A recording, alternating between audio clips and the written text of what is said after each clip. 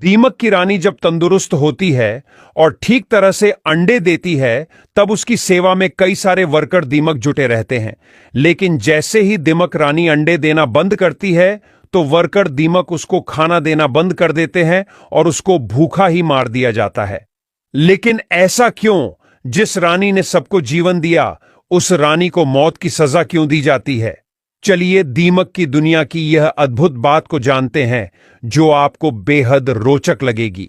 बात कुछ यहां से शुरू होती है कि दीमक की कॉलोनी में एक रानी दीमक होती है, जिसका कद मोटा और भद्दा होता है।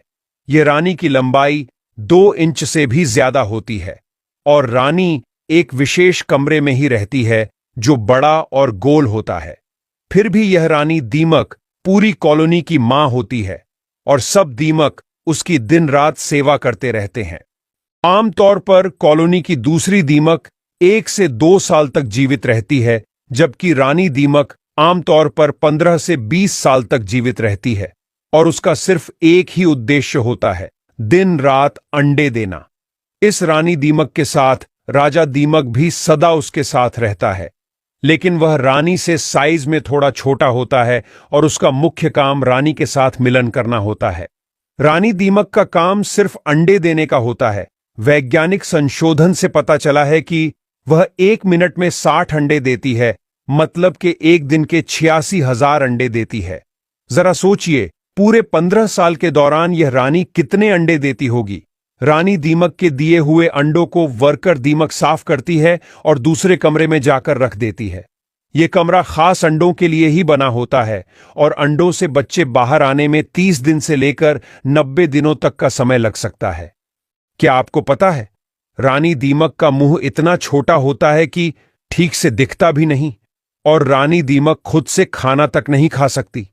कभी कभी रानी दीमक को खाना भी उसकी सेविकाएं खिलाती है और सेविकाओं हर वक्त रानी दीमक की सेवा में ही लगी रहती है। वह रानी को खाना खिलाती है, उसकी मालिश करती है और रानी दीमक की सब जरूरियातों का ख्याल रखती है। दीमक के बच्चे जब अंडों से बाहर आते हैं, तब उसे निम्फ्स कहा जाता है। ये नन्हे निम्फ्स दिखने में बड़े दीमकों जैसे ही होते हैं, बस आकार में छोटे होते हैं। शुरुआत में ये सभी निम्फ्स एक जैसे ही होते हैं, लेकिन उनका भविष्य इस बात पर निर्भर करता है कि उन्हें क्या खिलाया जाता है। यह निम्फ्स अपने खुराक के हिसाब से वह रानी, राजा, वर्कर या सैनिक दीमक बनते हैं। निम्फ्स को अगर वर्कर या सैनिक दीमक बनना हो तो उसका भोजन सिंपल तरह का दिया जाता है, और रानी या राजा दीमक बनना हो तो उसको विशेष प्रकार का भोजन और मालिश दी जाती है, जिसके कारण सभी निम्फ्स का शरीर आगे जाके अलग अलग तरह का बनने लगता है।